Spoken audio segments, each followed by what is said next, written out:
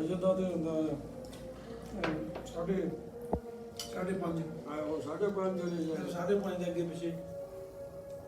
ਨਹੀਂ ਉਹ ਦੂਸਰੀਆਂ ਕੋਲ ਨਹੀਂ ਦਿੰਦਾ, ਉਹ ਇਹ ਪੰਜ ਨਮਾਜ਼ਾਂ ਦੀ ਉਹ ਦਿੰਦਾ।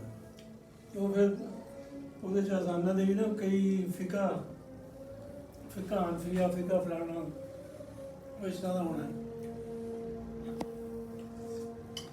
ਇਸ਼ਾ ਦੀ ਸਹੀ ਸਮਝਾ ਇਸ਼ਾ ਦਾ ਉਦੋਂ ਜ਼ਿਆਦਾ ਹੋਣੀ ਹੁੰਦੀ ਜਿਵੇਂ ਹੁੰਦੀ ਇਹ ਤਾਂ ਮਗਰਬ ਦਾ ਵੀ ਫਰਕ ਹੈ ਕੋਈ। ਨਹੀਂ ਉਹ ਫਿਰ ਉਹ ਸੈਟਿੰਗ ਜਿਹੜੀ ਹੈ ਕਿਸੇ ਹੋਰ ਵੀ ਮੁਲਕ ਦੀ ਹੈ ਕਿਸੇ ਇਸ ਤਰ੍ਹਾਂ ਹੈ।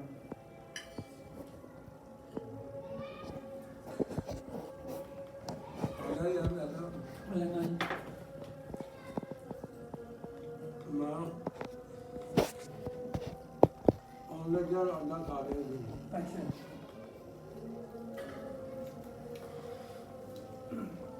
देसी मिल जाते हैं? देसी मिल जाते हैं? देसी दूसरी को नहीं लिया गया। अच्छा इन्होंने कहते बनाया बनाया सी मैंने भी लिया था। अच्छा देसी मिलता जाता है।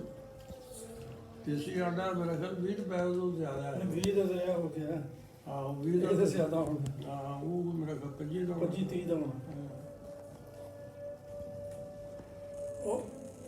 ਉਹ ਜਿਹੜੇ ਬਾਬਾ ਸੂਰ ਦੀ ਨੌਂ ਆਈ ਕਿਤੇ ਜਿਹੜਾ ਬੱਚੇ ਦਾ ਛੋਟੇ ਜਿਹੇ ਦਾ ਆਪਰੇਸ਼ਨ ਹੋਇਆ ਸੀ ਹਾਰਟ ਦਾ। ਉਹ ਕਹਿੰਦੇ ਉਹਨੂੰ ਦੱਸਿਆ ਮਤਲਬ ਉਹ ਕਿਤੇ ਉਹਨੂੰ ਪਤਾ ਲੱਗਾ ਤੇ ਉਹ ਕਹਿੰਦਾ ਮੇਰੇ ਕੋਲ ਐਸੇ ਜਿਵੇਂ ਅੱਜ ਉਸ ਦਿਨ 2 ਸੀ, 2 ਵੀ ਨਹੀਂ ਬਲਕਿ 1 ਸੀ। ਮੈਂ ਇੱਕ ਲੈ ਜਾ ਤੂੰ ਬਾਕੀ ਫਿਰ ਭੇਜ ਦਿਆਂਗੇ।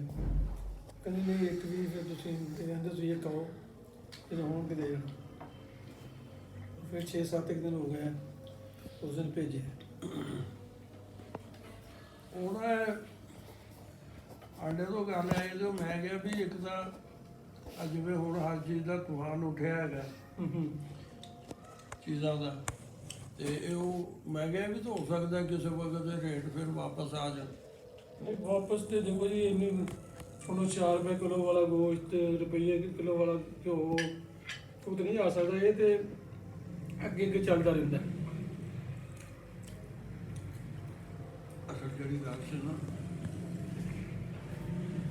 ਉਹ ਬਚਤ ਦੇ ਤੇ ਜਿਹੜੀਆਂ ਚੀਜ਼ਾਂ ਦੇ ਟੈਕਸ ਲੱਗਦੇ ਸੀ ਉਹਨਾਂ ਚੀਜ਼ਾਂ 'ਚ ਫਰਕ ਪੈ ਜਾਂਦਾ। ਹਾਂਜੀ ਕੋਈ ਇੱਕ ਲੈਣਾ ਚੀਜ਼ ਹੈਗੀ ਹੈ ਕਿ ਉੱਥੇ 1 ਰੁਪਏ ਦਾ ਫਰਕ ਸੀ ਤਾਂ ਦੂਆ ਆਉਂਦਾ ਰਹਿੰਦਾ 2 ਦਾ ਕਰ ਲੈਣਾ, ਉਹ ਇੱਕ ਵੱਖਰੀ ਚੀਜ਼। ਫਿਰ ਉਹ ਸਾਲ ਤਕਰੀਬਨ ਉਹ ਕੰਮ ਚੱਲਦਾ ਰਹਿੰਦਾ ਸੀ ਜੀ। ਤੇ ਉਹ ਰਸਤ ਤੇ ਡਿਮਾਂਡ ਵਾਲਾ ਮਸਲਾ ਕਿਸੇ ਚੀਜ਼ ਦਾ ਆਉਂਦਾ ਸੀ ਉਹ ਵੱਖਰੀ ਗੱਲ ਹੈ ਤੇ ਲੇਕਿਨ ਉਹ ਚੱਲਦਾ ਰਹਿੰਦਾ ਸੀ।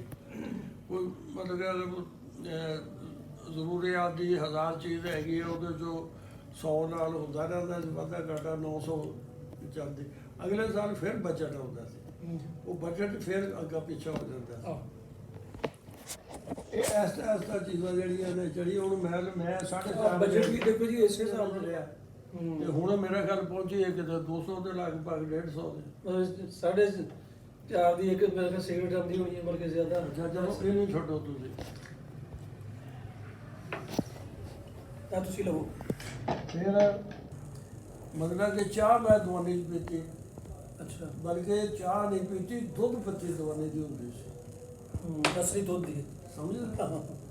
ਅੱਛਾ 4 ਆਨੇ ਬਗੈਰ ਮਿੱਠੇ ਤੋਂ ਜੀ ਜੀ ਤੇ 6 ਆਨੇ ਦੇ ਸ਼ੇਰ। ਅੱਛਾ ਉਦੋਂ ਨਹੀਂ ਸੀ ਆਇਆ। ਉਦੋਂ ਨਹੀਂ ਸੀ ਆਇਆ ਇਹਦੇ ਸ਼ੇਰ ਦੁੱਧ 6 ਆਨੇ 'ਚ ਦੁਕਾਨਦਾਰ ਨੇ ਚੀਨੀ ਪਾ ਕੇ ਯਾਨੀ ਆਧੇ ਰੁਪਏ ਸੇ ਵੀ ਕਮ ਜਿਹੜੀ ਚੀਨੀ ਪਾ ਕੇ ਉਹਨੂੰ ਗਰਮ ਕਰਕੇ ਫੈਟ ਕੇ ਵੱਡੇ ਪਿਆਲੇ 'ਚ ਪਾ ਕੇ ਦਿੰਦਾ ਸੀ 6 ਆਨੇ ਵੱਡੇ ਹੁੰਦੇ ਸੀ। ਇਹ ਚੀਜ਼ ਹੋ ਗਈ।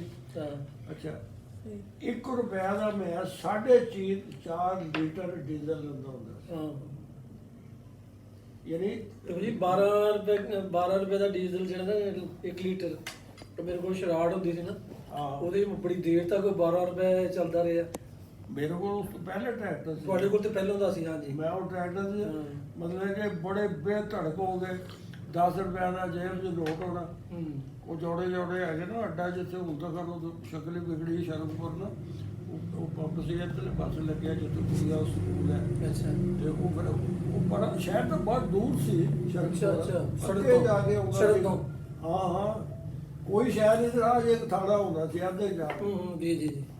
ਆਹੋ ਜਿਹੜੀਆਂ ਮਤਲਬ ਪੁਰਾਣਾ ਜਿਹੜਾ ਸ਼ਹਿਰ ਹੈ ਨਾ ਉਹ ਅੱਗੇ ਜਾ ਕੇ ਕਿਤੇ ਤੇ ਉਹ ਬਹੁਤ ਇੱਧਰ ਦੀ ਦੂਰ ਸੀ। ਆਬਾਦੀ ਨਵੀਂ ਹੈ ਸਾਰੀ। ਪੈਦਲ ਤੋਂ ਮਤਲਬ ਥੱਕ ਜਾਂਦਾ ਹਾਂ ਕਾਫੀ ਦੂਰ ਆ ਉਤੋਂ ਮੇਰਾ 1.5 ਕਿਲੋਮੀਟਰ ਦਾ ਹੈ ਇੰਨਾ ਕੁ। ਤੇ ਉਹ ਜਗ੍ਹਾ ਉੱਥੇ ਉਹ ਆਪਣੇ ਜੇਲ੍ਹ 'ਚ ਉਦੋਂ ਸੀ ਬਿਜਲੀ ਬਿਜਲੀ ਚ ਕੁਛ ਨਹੀਂ ਸੀ ਹੈਗਾ। ਹਾਂ ਤੇ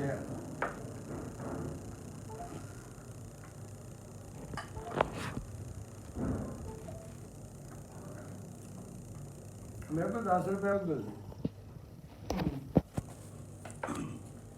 ਮੈਂ ਟਰੈਕਟਰ ਲਾ ਦੇ ਮਸ਼ੀਨ ਤੇ ਜੀ। ਜੋੜਿਆਂ ਦਾ ਕਹਿੰਦੇ ਹੁੰਦੇ ਸੀ ਉਹਨੂੰ ਵੀ ਜੋੜਿਆਂ ਦਾ ਪੰਪ। ਤੇ ਮੇਰਾ ਪੁੱਛਣਾ ਹੈ ਟੈਂਕੀ ਫੁੱਲ ਕਰ ਦੇ। 10 ਰੁਪਏ ਚ? ਹਾਂ ਅੱਛਾ ਮਤਲਬ 10 ਰੁਪਏ ਦੇ ਅੰਦਰ ਅੰਦਰ ਵੀ ਜਿੰਨੇ ਦਾ ਵੀ। ਮੈਂ ਨਹੀਂ ਉਹ ਕਹਿੰਦਾ ਟੈਂਕੀ ਫੁੱਲ ਕਰ ਦੋ। ਅੱਛਾ ਤੇ ओए इधर ये इसकी बना रही है इसकी बस एक क्लिप ही लेना होता है सर जी। ਉਹਦੀ ਮਤਲਬ ਕਿ 11 ਗੈਲਨ ਦੀ ਟੈਂਕੀ ਸੀ वाह ਤੇ ਉਹਦੇ यानी वो 10 रुपए के अंदर अंदर